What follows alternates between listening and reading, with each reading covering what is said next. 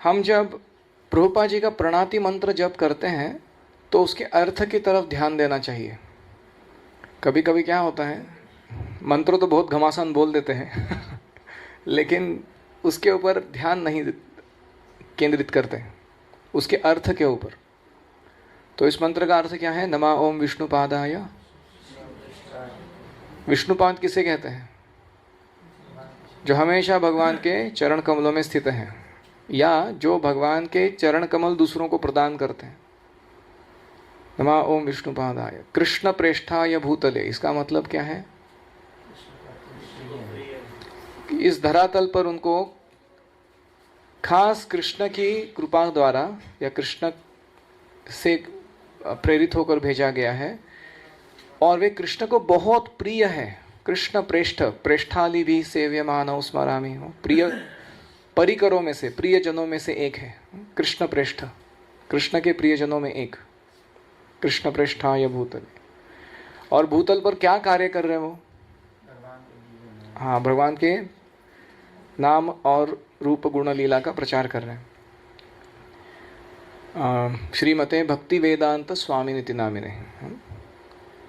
फिर आगे आता है नमस्ते सरस्वती देवे सारस्वते देवे। हाँ, तो बहुत बार हमारे भक्त गलती करते हैं। हाँ, सारस्वते देवे मतलब भक्ति सिद्धांत सरस्वती के शिष्य सारस्वते देवे। गौरवाणी प्रचारिणे, चैतन्य महाप्रभु की वाणी का प्रचार कर रहे हैं। निर्विशेष शून्यवादी पाश्चात्य देश तारिणे। तो निर्विशेषवाद मतलब हाँ, मायावाद, निराकार, भगवान निराकार है इत्यादि। और शून्यवाद मतलब हम भगवान बुद्ध की फिलॉसफी कि सब कुछ शून्य से आता है, शून्य में ही चला जाता है। ये इनके द्वारा जो पाश्चात्य जगत था, खास करके भारत भी था, इन सारे लोगों की मनोवृत्ति को इन दो वादों ने पूरा जकड़ लिया था, निर्विशेषवाद शून्यवाद। तो प्रभुपाद जी वहाँ पर गए और उन्होंने प्रचार करके इन दोनों चीज़ों को जनता की मनोवृत्ति से हटा दिया।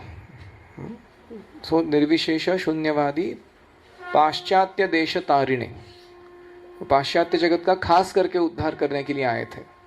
भारतीयों का तो कर ही देंगे लेकिन पाश्चात्य देश खास करके क्यों बोलते हैं? क्योंकि वो सबसे कठिन काम था करना, तो इसीलिए पाश्चात्य देश तारिणे। तो ये जो अर्थ है, इसमें यह भी छिपा हुआ है कि हमारे व्यक्तिगत जीवन में हमको किन चीज़ों पर ध्यान देना है।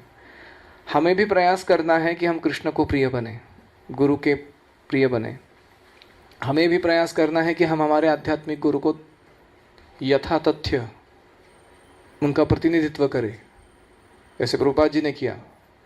हमें भी इसमें निर्दिष्ट है कि हम निर्विशेषवाद और शून्यवाद को हमारे हृदय से, हमारे आचरण में से और हमारे भक्त समाज में से निकाल बाहर कर दें।